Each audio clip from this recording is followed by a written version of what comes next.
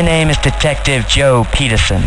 I don't mean that I'm a detective and my name is Joe Peterson. I mean that my first name is actually Detective. Middle name Joe, last name Peterson. You have no idea what it's like explaining this to people who call you Joe. I hate the name Joe. I am, however, a detective on top of this. The private kind, to be exact. I do things for money. Sort of like a prostitute, only I solve cases instead of perform fellatio. Although on occasion they have proven to be one and the same. Right now I'm sitting at my desk and wondering why it's so damn dark in here. I've been on the same case for a month now, with no results. When you get no results, you don't tend to pick up much cash. And when you don't pick up much cash, it gets rather difficult to pay your electric bill. But rambling about personal issues isn't going to get me any closer to solving the case, or figuring out why the lights in my office inexplicably stopped working this morning.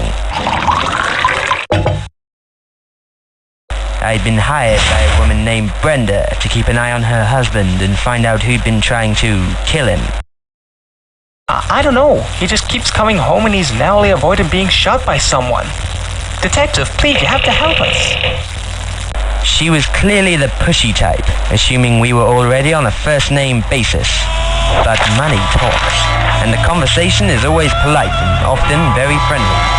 I did some snooping around, but turned up next to squat.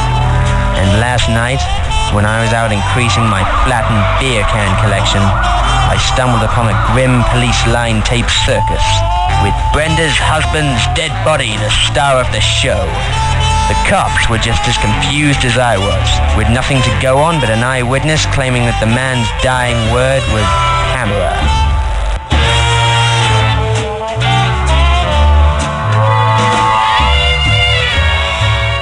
It seems clear to me that Pamela must have been the killer. A few possible motives sprung to mind, most of them involving freaky, deviant sex. Lots of it. But the real issue at hand was that my fee for the investigation depended largely on Brenda's husband remaining alive. So, here I sit, in my mysteriously dark office, trying valiantly not to tune out the man describing the case he wants me to take. His sudden silence and bizarre expression seem to indicate that I've been speaking my internal monologue out loud all along. But I heard in a movie somewhere that it's a mark of genius for a person to talk to themselves. So whatever he may be thinking is laughably dim-witted and clearly stems from an uninformed viewpoint. Despite the violent smack across the face he administered to me, he was still intelligent or desperate enough to have me take the case. Someone's been trying to kill him, too. And again, the name Pamela came up. Is this woman some kind of sex hound that gets off on killing people she slept with? I considered offering this as a possible explanation to the man, but I figured one black eye was enough.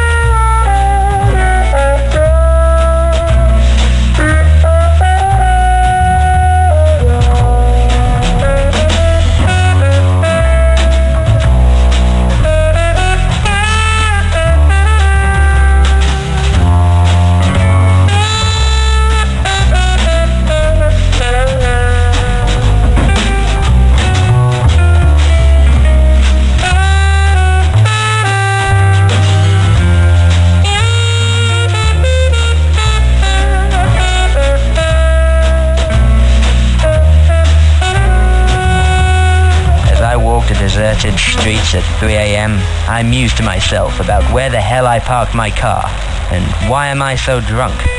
It seems everywhere I turn, there's another mystery, hovering over my head, like the fart in the elevator no one will claim. I've asked everyone I know and more that I don't about Pamela. If I hear, "No, but give me a call when you bump into her one more time, I swear I'm going to kill someone." Who is this woman? What could make her so deranged as to hunt down and kill everyone she comes into contact with? Is she a killer with multiple victims? Could she even be a serial killer? The thought makes my stomach churn. In a completely unrelated development, I vomit half a gallon of cheap vodka all over the prostitute I've been trying to score with.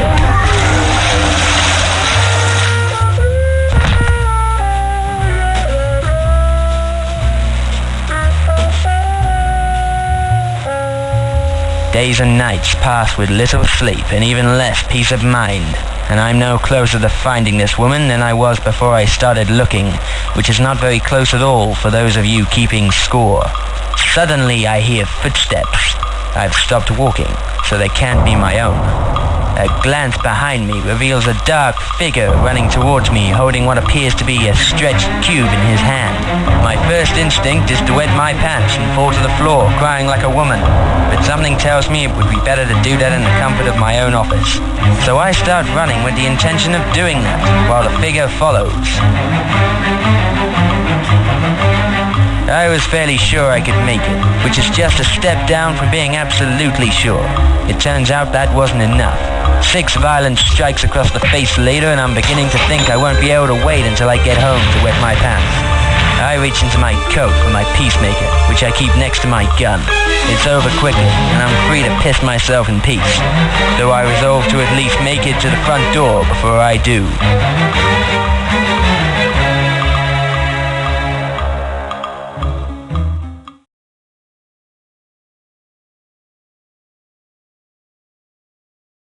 I begin to wonder, was the assailant hired by Pamela, who'd learned I've been snooping around? Something makes me doubt it. If she wanted me dead, I'm sure she'd be capable enough to do it herself. In fact, for some reason, I doubted any sort of motive to the attack at all. It felt as if the man was simply trying to kill someone. The thought made me uneasy, but at the same time, there was something strangely understandable and even compelling about it. 2 days later, the man who hired me turned up dead as well. This disturbing pattern of my clients not staying alive long enough to pay me was, well, disturbing. Once again, I arrived at the crime scene while the police were still investigating. I found a note clenched in his hand they had missed because they were taking a donut break. It confirmed my suspicions. Pamela was still at it. Who could this woman be? What could drive a person so mad that they kill not even for the joy of it, but as a repetitive, mindless task, just going through the motions? The idea confused and frightened me, again because of the rising fear that I was vaguely attracted to it. Is this a common instinct among us as a race? Do all personal goals and dreams eventually devolve into aimless bloodshed? It seemed that everywhere I looked, it was painted on the walls. A once cohesive whole, circling the drain and turning to chaos.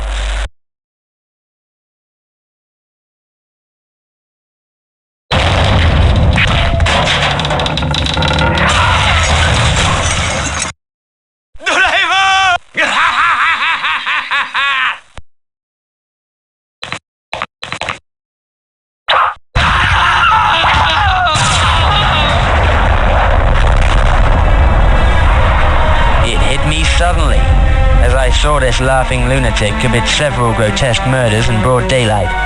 The city I've lived in for years has had all the life and character sucked straight out of it, its citizens existing only to be targets for the perpetrators chosen at random by fate. I wasn't chasing a woman named Pamela, I was chasing Pam, the cause for fear in the eyes of clients who babbled to me in my office and then turned up dead.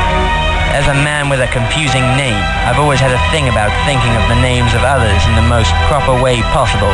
They'd always referred to her as Pam and not Pamela, and I filled in a blank that wasn't there. It had been staring me in the face all along. Pam wasn't a person, but a way of life that had been spreading like a plague. It was more addictive than any drug, luring you in with its promises of decadent joy, freedom, chains of plot and character development. And here, in the end, I was caught in the web, the collapse of everything I believed in playing out before my eyes. I pulled out my gun and started shooting.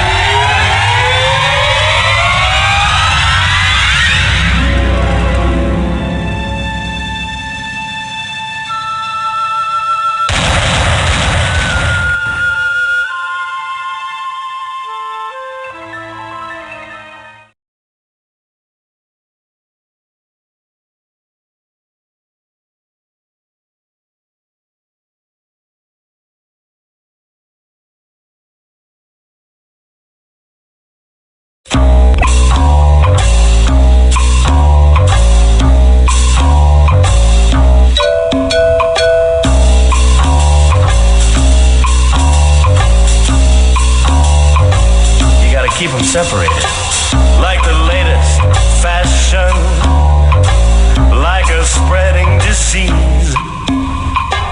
The kids are strapping on the way to their classrooms, getting weapons with the greatest of ease. The gangs stake out their own campus locale, and if they catch you slipping, then it's all over, pal. If one guy's colors and the others don't mix, they're gonna bash it up, bash it up, bash it up, bash it up. Hey, man, you're talking back to me. Take 'em out, you gotta keep 'em separated. Hey, man, you're disrespecting me. Take 'em out, you gotta keep 'em separated. Hey, they don't pay no mind. If you're under 18, you won't be doing any time. Hey, come out and play.